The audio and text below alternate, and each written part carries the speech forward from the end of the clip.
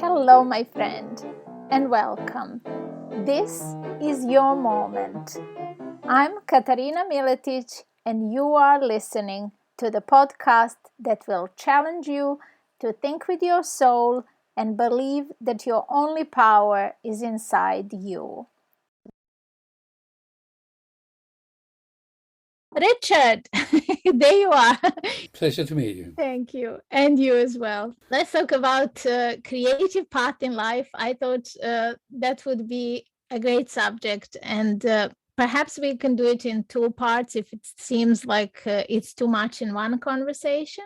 Well, it probably is because I've got a book in front of me. Let's talk about art of things that I can tell you about in my life. It's been very, very interesting and very varied over the years.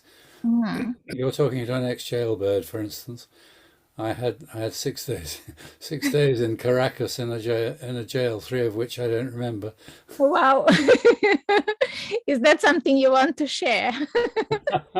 It's a bit of fun now, but yes, we got a little drunk and we went ashore and took some flags down, and the locals didn't like it, so one broke a bamboo stick around the back of my head. And I didn't know much about it until I woke up in jail. My goodness me. with some lunatic people running around.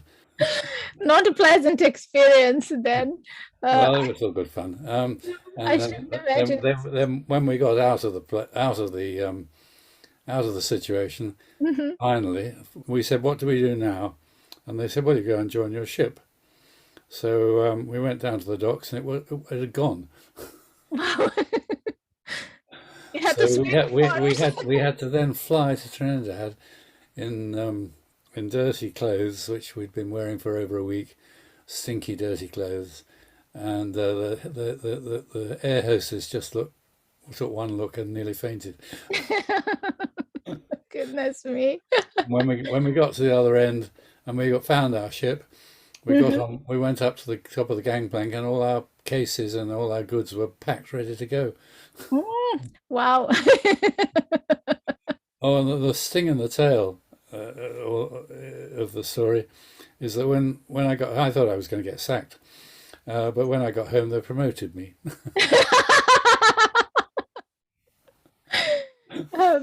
I don't think somehow that you go around recommending this kind of adventure. Well, I could tell you of many adventures I had in my first job, which was in the Merchant Navy as a navigation officer cadet. And I mean, I stepped over an anaconda once, that thick, and I thought, "What's that going into the bushes?" Oh, better get on board quick. No doubt your life is full of adventure. Just a bit. But perhaps shall we start somewhere closer to the beginning of that story? And yeah, it's always good to start at the beginning.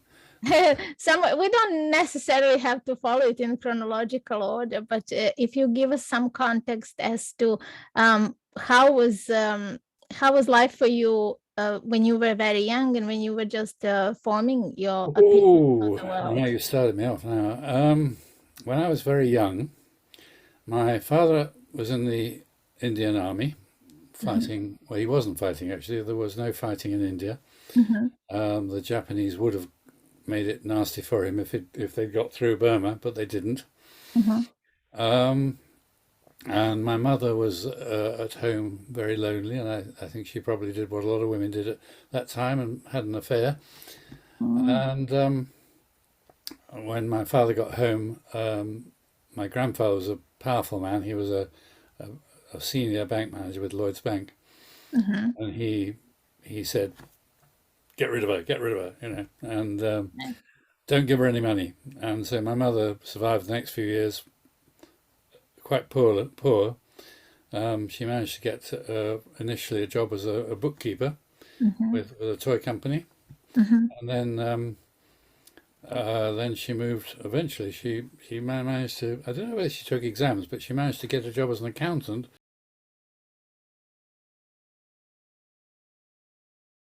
So my mother was living hand to mouth on a farm and places like that with my two sisters, and I was being the boy of the family, and it's totally unfair, but that's the way things were.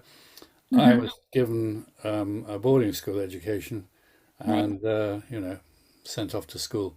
Mm-hmm. At what age was that? How old were you? When I first went to boarding school, I was about eight, seven or eight. Mm. I started off in a local school, but I got bullied, and then my father decided to send me off to boarding school. Well, the good thing about the school was that they had a master who taught perspective, Mm-hmm. and that's when I started my artistic career, if you like. When I went on to the next school, because at the behest of my father and my grandfather, who told me that you could never make any money as an artist. Mm-hmm. And if I showed you something I'd done when I was 8, I haven't got it here, a very passable painting of some glasses and a decanter on a little table. Mm-hmm. And I did that at 8, and I look back at Wow. it now and think, my God, I did that at 8. Mm. Um, and anyway, and I thought I wanted to be an architect, but I wasn't terribly clever at academic things. Um, So they then sent me to what has been described to me as a Dickensian school Mm. called Pangbourne Nautical College, which was uh, basically it was a training ground for the merchant and for the Royal Navy Mm. to go into. So I did that, and How was life for you there? oh, awful. Mm. I learned to box, and that stood me in good stead. Mm. I remember two boys jumping on me from a bush once, and I turned around and whacked one of them. He didn't get up for 10 minutes. So you were good at it. You learned to. I learned to hit hard. Yeah. Mm.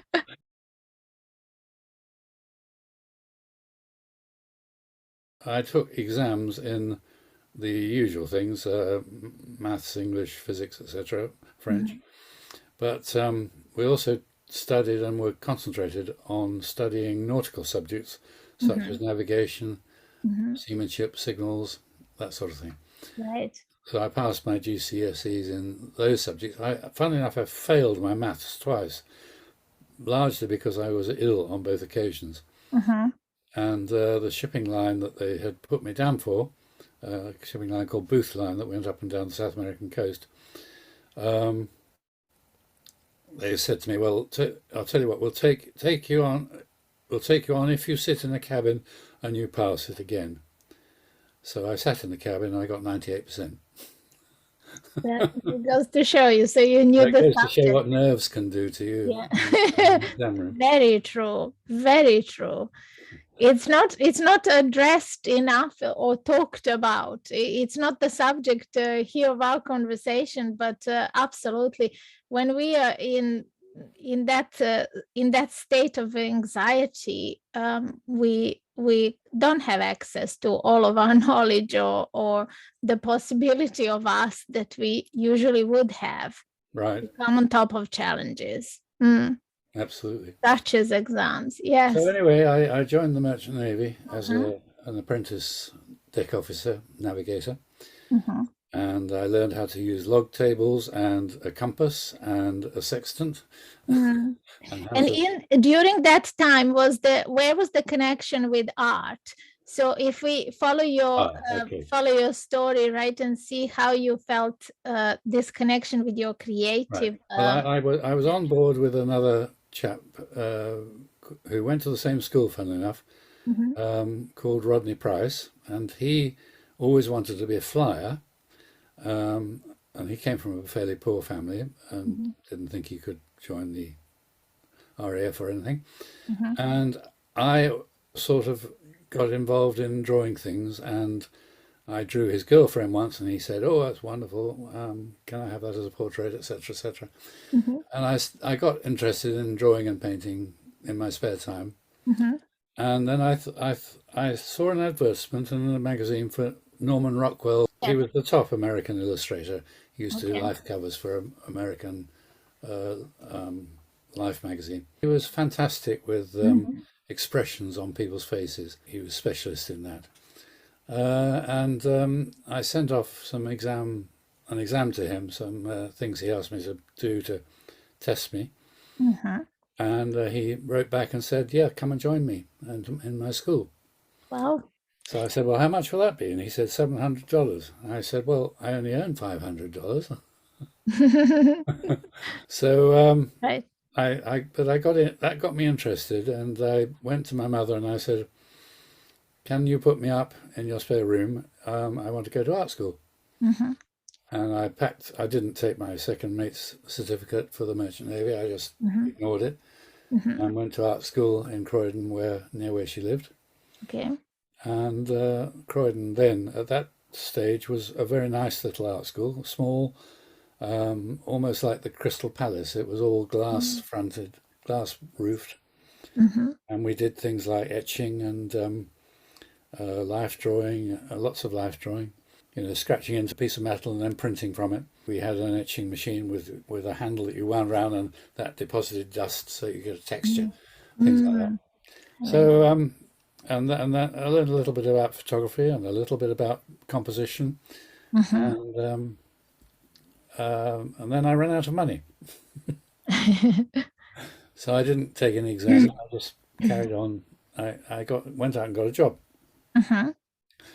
and the first job I got was with a company called Isaac Pitman's, who you probably heard of, who published books as well as doing secretarial training. And they wanted somebody who could write copy and do layouts. So I got the job. Beautiful. So that is how you became a graphic designer? Then that was my beginnings. And after a year with my boss there, he was very upset because I said, I want to leave, I've got another job. And I got a job with Hodder and Stoughton, which is a book publisher you may have heard of. And they wanted somebody to run a publicity department, do layouts, write copy, and look after the artwork through subcontractors. Right. So I designed things and then sent it out for artwork to be done by somebody else, and wrote the copy to sell the books, and did the advertising. And from there, jumping about 2 jobs on, because they were only brief jobs, I got a job with George Nunes, who were a large women's magazine publishing house, and they got bought up by IPC magazines that you may have heard of. And I initially was a typographer there, and then I got promoted to a senior graphic designer on publicity. And then jumping forward about 2 years, there was a lovely lady called Veronica Snowbell, who was the editor of a magazine called Mother Magazine.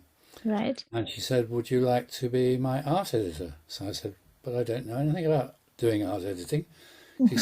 I said, why me? She said, because you're a better designer than anybody else I know. So I did that. And I stayed there, must have been 3-4 years. And then she left. And I thought, don't want to be part of this. And I went home and set up my own practice. Right. Was this before computers? Before Yes. before, so it wasn't digital yet. You had to draw your edits and I took right? photographs, I drew things, I did visuals for clients, I did typography. Yes. We had to get the typesetting done on what's called a papyra proofing, and we had to cut and stick Yes. everything in place on a drawing board. And I had a Amazing. Amazing. I was to walk over my artwork. Yes, it's just interesting to share, because if some of our audience are younger, they may not have the feel how this was, unless they're studying a specific subject. I don't even think that they would need to go back into that time. I know certainly when I started interior design, it was before we did it in CAD programs, right? It was, computers were there, but they weren't used. We were learning perspective drawing by hand, and I did all of my client proposition drawings and everything by hand. Yeah, it was Different interesting. experience. I had a nice sloped drawing board, and I had a shelving unit. Mm. I actually had a studio built onto my house, and I sat there and waited for the phone to ring, and it never rang. Mm. And I thought, oh my God, what have I done? And then I started putting my name around, and eventually I got a couple of clients, one of whom was a copywriter. Mm-hmm. He was actually an actor, but he was doing copywriting to make a living. A chap called Stephen Riddle, who's still a friend of mine. Yes. And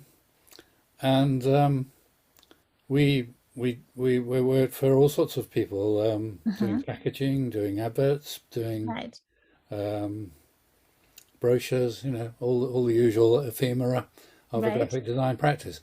Yes. So you were a company, or were you a freelancer, or how did you I start? called myself the design company. Beautiful. Yes. And you were entrepreneur essentially. Sort of, yes. Yes. A lot of people are trying to become an entrepreneur. And I like to encourage, especially viewers of this podcast, who are inclined that way, who are already creatives, to think in a bigger way. If they don't feel that they quite fit, or if they feel that there is more that they want to be doing and learning, and they feel they cannot express that within where they are working. Now, don't get me wrong, it's scary. It was very, That very is scary. Yes. I mean, to have it sit there thinking, I haven't got any work and I haven't got any clients, Yes. So how do you connect? How do you bridge that gap? That is where I'm going with this question. I had to be cheeky. I had to go out and call on people and say, can I come and see you? And can I come and show you my portfolio? And all that stuff. And I did get some work from the magazine company. They gave me a magazine to redesign. It was called Kitchens and Bathrooms, I think, if I remember rightly. They said, can you redesign this magazine? We've got a problem with the advertising revenue. Right. So I said, oh, I can do that. I can increase your advertising revenue. And I doubled it by redesigning their magazine. And, it was obviously word got around. And then I met some other guys who we formed a multi-functioning practice. We had one guy called Colin Sherwin who did 3D design. We had one guy whose name I can't now remember who did interior design and buildings, and myself doing graphics. Beautiful. And we had plenty of work. We had an office in a railway station. That's lovely. Every so often you had to say to the client, hang on, there's a train going through. I can't hear you. Is that company still going? No. I don't know why we broke up, but we broke up eventually. I can't remember why. I set up, carried on my own, and I managed to get a couple of really good clients. GlaxoSmithKline being one of them. Right. That's a big client. And British Gas and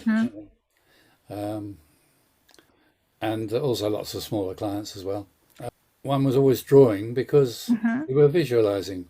Yes. You were showing a client what a photograph might be. So you had to draw it for him. Yeah, exactly. And I remember one client looking at my illustration he said, what's that? I said, well, it's going to be your photograph. He said, well, why can't I use that?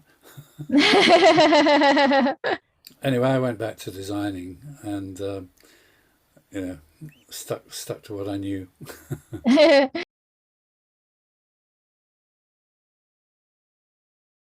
Now, when we met on LinkedIn, I viewed your profile first as an artist. So I want you to take us back and tell us, where is that connection? Have you always painted, and how did you develop that throughout Well, life? being a graphic designer was a 24/7 job, Mm-hmm. and you never got time really to do much on your own. So I didn't paint much in those days at all, except on holidays. I mean, we went to places like Italy and on holiday, and I would sit down and draw, and paint. You went back to that, yes, when you Yeah, had time for yourself. Okay. and I suppose it's sort of touched on me from time to time over the years. I've been doing other things. I mean, for instance, when electronic stuff became too much for me, Right. in that when people started doing websites, I thought, oh, this is a step too far. I can't deal with this. I mean, I'm jumping quite a few years ahead now, Mm-hmm. Mm-hmm. and I thought I can't learn this. So I packed up my practice, and I went and got a job in East Surrey College as a business manager come part-time lecturer. Right. And then I took photographs in my spare time. Mm-hmm. I I did some portrait photography, and so I sort of mixed photography and Yes, art. absolutely. I belonged to the Dorking group of artists and Mm-hmm. exhibited with Mm-hmm. them and sold with them.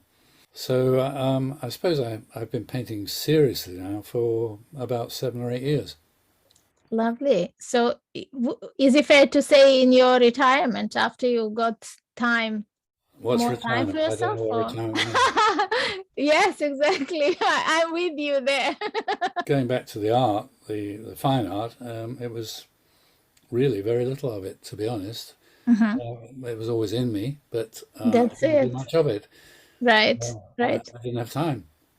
I understand that. My dad followed the similar path to yours. The whole thing sort of changed round for me in terms of my confidence Hmm. and therefore my motivation. Hmm. About 5 years ago, I entered some competitions in the States Hmm. with a company called Artists Table, Hmm. and they not only gave me a bronze for my one of my paintings, which I'd done in 20 minutes as a demonstration for some students, um, but they also exhibited, I think, another three of my paintings that I put in. And I thought, oh, somebody likes what I do. Hmm. And then I put the same painting into the competition for the Society of All Artists, SAA, what was it, last year, and I Hmm. won the Still Life Artist of the Year award. Yeah, And amazing. when you do something like that, it suddenly makes you think, ah, Yes, I've got there is something. something there. Yes. And then I started getting involved in LinkedIn and Hmm. Facebook and Instagram, Yes. and I've got some very complimentary comments, coming Feedback. back. Yes, So I'm yes. thinking, well, maybe I can do this. You can more than definitely do it.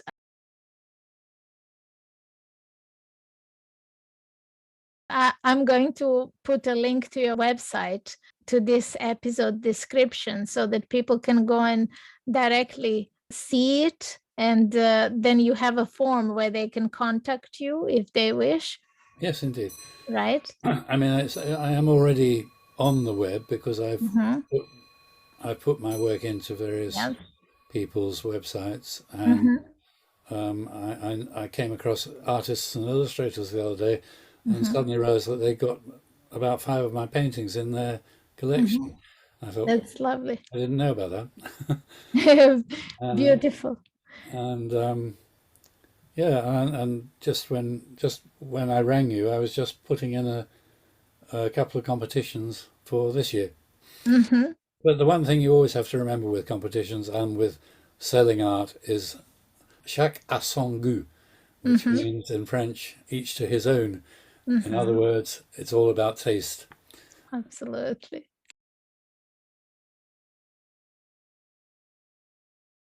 I've learned so much by studying the works of everybody from Leonardo da Vinci's Mm. sketchbooks through to my hero, which is Van Gogh. Mm-hmm. And somebody actually said to me once, the same painting with the apples that I told you about, he Mm-hmm. said, "Oh, I thought that was a Gauguin." So, Beautiful. you know, so Exactly. I'm sort of very much involved in the post-impressionist movement Mm-hmm. still.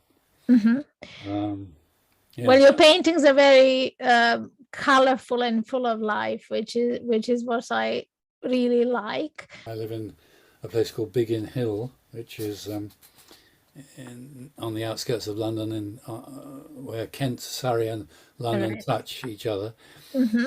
and have a converted garage studio. Mm-hmm. And I've entered open studios this year, which means, and I've got another artist who does more abstract stuff, and she's going to join me, and we're going to set up some gazebos on the front Lovely. driveway, and you know, catch the passing traffic. Yes, yes. Those are lovely things to do. I mean, there are two things that again which encouraged me. One was a painting I did of in a very different style actually, of a woman reaching into a man's pocket, Mm-hmm. and I think I pinched the idea from an etching by Gill or somebody, Mm-hmm. and I had just had an experience when I had nearly lost my house Mm. through the crookedness of the Cypriot property dealers, Right. who don't give you, they don't tell you that they don't give you the deeds for 20 Mm-hmm. years. But going back to the art of that, the woman is reaching into the man's pocket Yes. for his wallet, although you don't see that, you just see the bottom of our arm, and you have to Yeah. imagine the rest. Yes. Yeah.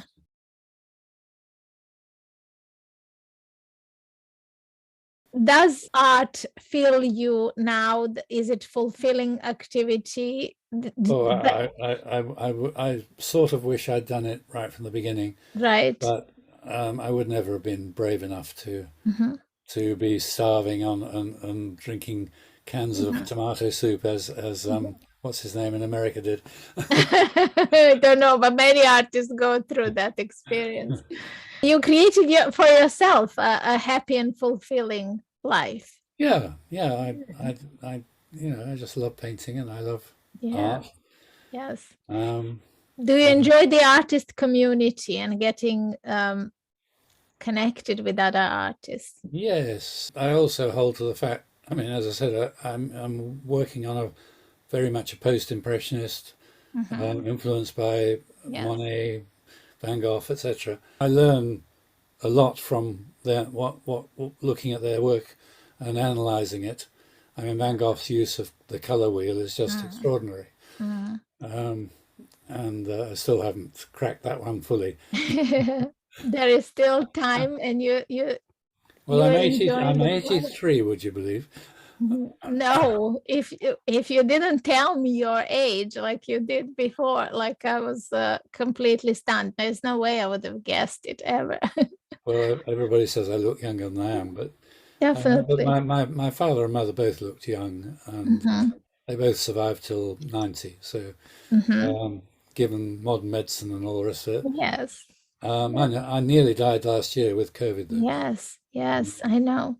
I But was I 6 weeks in yes. hospital with oxygen masks and so on. Hmm. What I've been doing with the last painting or two, Hmm. which are in my studio, I don't know, if I'd have to carry the computer up to show you, but Hmm. I'm almost completely finished. I've got a painting of tigers Hmm. because I got really interested in saving ecology, partly because my son is a biologist and he's a Hmm. professor at Cambridge in biology. And I also was talking to a lady called Robin in America who actually had a tiger as a pet in her garden. Hmm. And I got interested in the whole business of people shooting tigers and for Yeah. trophies. Not just tigers, elephants, All sorts of wild animals. all sorts of Yes. wild Yeah. animals, and completely messing up the Mm-hmm. ecology. The Mm-hmm. painting of the tigers is a family of tigers, Mm-hmm. and I'm actually, I shouldn't give the game away really, but I'm actually going to mount Mm-hmm. another little picture on the surface of the canvas Mm-hmm. of, I was going to put a shooter, but I've Right. decided to cut it down to a target with Right. a tiger's head Uh-huh. in the target, which is more graphic. Yes. Yes. Yes. And I've got another one on the go, which is very much in my mind rather than on paper at the moment. I've just collected some references for it, which is a comment about tribalism and racial hate and colors of skins. Mm-hmm. And I'm going to have hands reaching for an apple, as in Adam and Eve, Mm-hmm. and all the hands are going to be different nations, Right. colors and decorations. Mm-hmm. And there'll be a snake, of course. Mm-hmm. So Nice. that's a painting I have in mind. Are you inviting other artists to join you with saving tigers? And did you want to share that It's message? interesting you should say that. Yes, I did. I on Facebook I actually collected together, I think about 30 artists, all of whom specialized in tigers. Tigers. Okay. And I was trying to get them together. I was trying to get together an auction of my painting and theirs, Mm-hmm. to give half the auction Proceed. profitability to the artist and half to a charity Right. like the WHO, for instance. Yeah. But I haven't managed to find anybody to take that on. Mm-hmm. So it may just become an entry for the Royal Academy or something, Right. Right. Or if anyone knows, they can contact you and with some suggestions, perhaps how this is how they approach it. I don't know. The fact that it's actually a painting with a box on top of it, Mm-hmm. I thought, hang on a minute, that could be a Turner Prize. Yes, yes. You might be onto something there.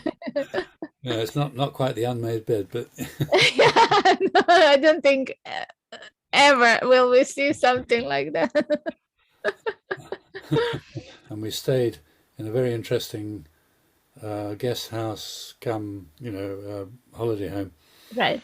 which used to be a railway station or the waiting room of a railway station. But Mm-hmm. Queen Victoria stepped off to go to Castle Howard, Right.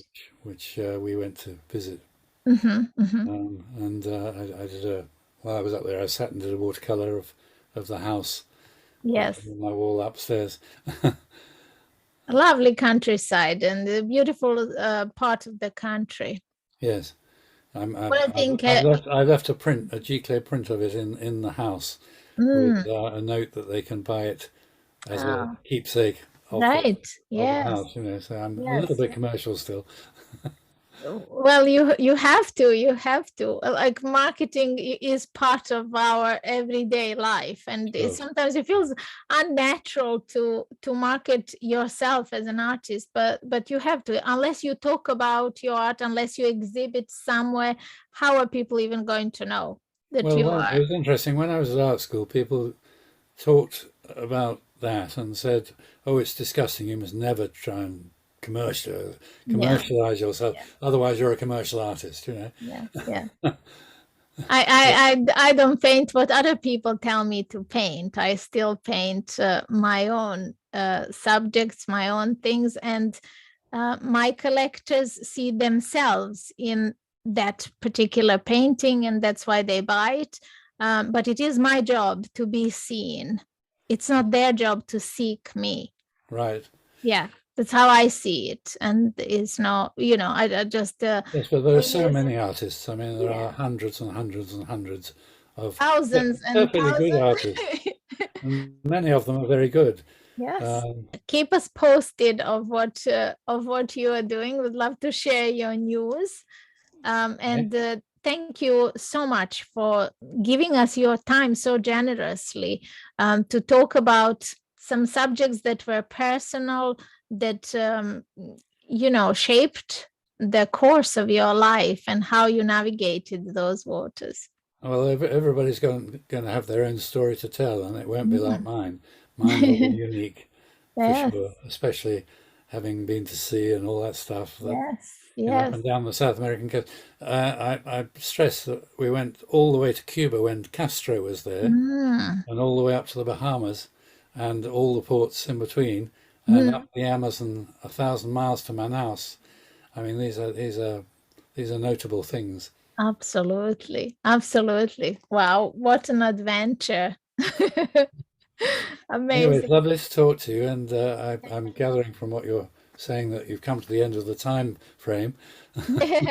Yes, I think well at some point we had to wrap up the episode. So I wanted to make sure that I captured that. Well, next time I'd like to see you with a glass of wine in the hand.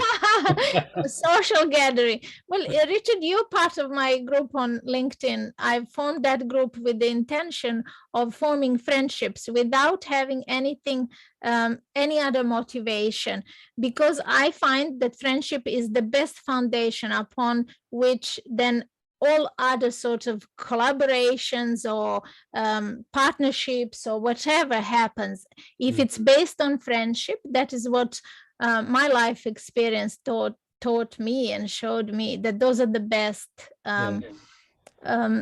most solid relationship. I do get into trouble sometimes because having done quite a lot of teaching, and I haven't mentioned that, but I used to do a lot of lecturing and teaching around various art colleges when I was running a graphic design practice. I gave a day a week to colleges, Nice. and I cannot resist now when I see some fault in a drawing, trying to put it politely, but Yes. telling people what they're doing wrong. Like correcting. I don't know. Is there a right way, or is there one Oh, without way? doubt, there are things which are right and wrong. I mean, Right. use of perspective, color perspective, Mm. you, tonal values being Right. forward and back, and the whole business of color psychology and perspective. It's an amazingly complex field. Absolutely, and it's so varied in expression. It's unique to each and every interpretation. I would argue that there is no one correct way, because to me, some of the rule breakers were, left the biggest impact on me. So if we were to say that isn't right or Well, acceptable. look at Leonardo da Vinci's Last Supper. He didn't know about the technology of paint, so it's coming off. It has to be retouched. But I mean, he was obviously a great man and a great Oh artist and a goodness. great Yeah, thinker. thinker. Yes, Yes. I have not entire notebooks of his, but fragments of it in print that was assembled and presented like that. It's one of my favorite books, and I go back to it. And as you say, it's not just artists, but scientists and the great thinker. Just this the human side of existence and our spiritual journey as well through life. Absolutely, absolutely. Amazing. Yes, and I mean he well, everybody knows, of course, he not just an artist but an inventor of all Yes. sorts of things. Yes. A great brain, really. Great mind. Yes, absolutely. And most of us are never going to achieve half of what he achieved. Yes, but the potential is there, and I think we might have a different purpose, but we have access to this great energy that is creating in life with us, hand in hand. Anyway, I think we probably, I mean, we could go on for hours, but We probably could. I, Right. We will be in touch. I don't like goodbyes. I wish you all the best and goodbye. stay free. La, la, la, la, la, la, la, la. Yes, I wish you honestly joy in everything that you are doing because you are such joy to Thank you. talk And, to. and you All too. the best. You too. Thank you, Richard. Thanks a lot. I All truly right, all the best. appreciate. Bye bye. Bye bye. I don't know how we shut this off, but bye I will do bye. it.